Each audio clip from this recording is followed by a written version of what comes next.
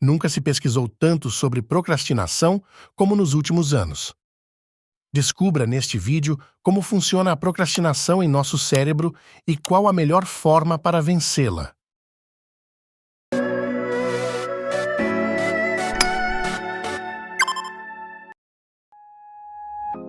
A procrastinação é o ato de postergar ou adiar alguma atividade, tarefa ou compromisso.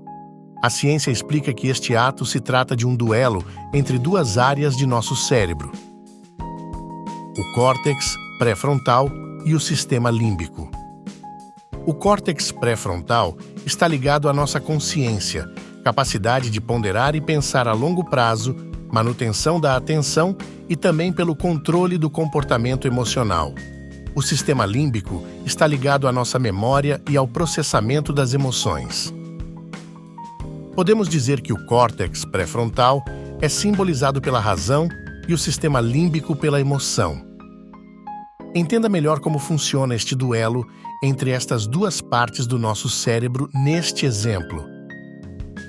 Quando você tem uma experiência prazerosa ao comer um chocolate, o cérebro produz um neurotransmissor chamado dopamina, que está relacionada à sensação de bem-estar.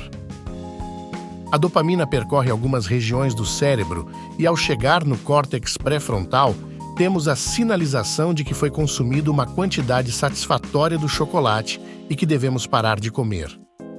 O cérebro registra a informação de que comer chocolate te deixou feliz e que aquilo é prazeroso. Logo, o cérebro entende que este ato de comer chocolate deve ser repetido. O sistema límbico irá pedir cada vez mais a sensação de bem-estar para o sistema nervoso através de recompensas de curto prazo, como comer chocolate.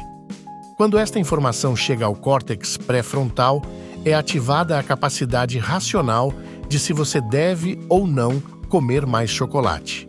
É aí que começa a batalha entre a razão e emoção em nosso cérebro.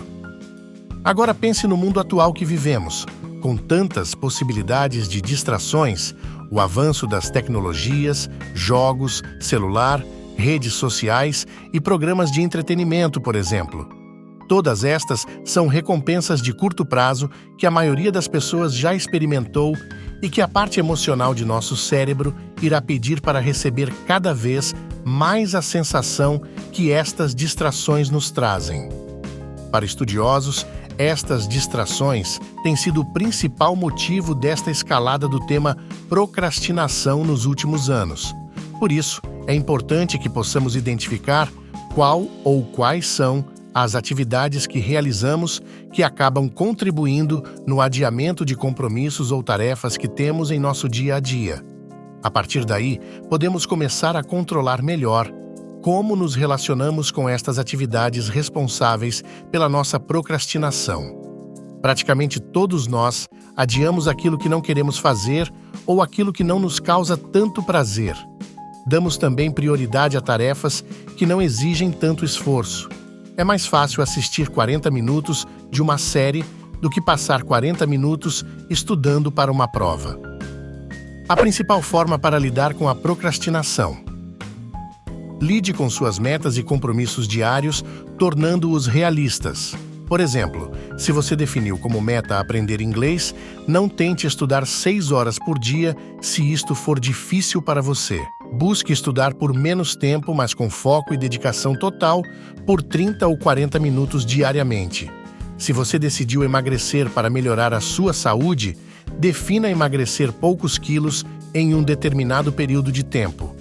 Não leia 50 páginas de um livro por dia. Caso seja muito esforço para você, leia 3 ou 4. Torne estas tarefas e compromissos um hábito pessoal.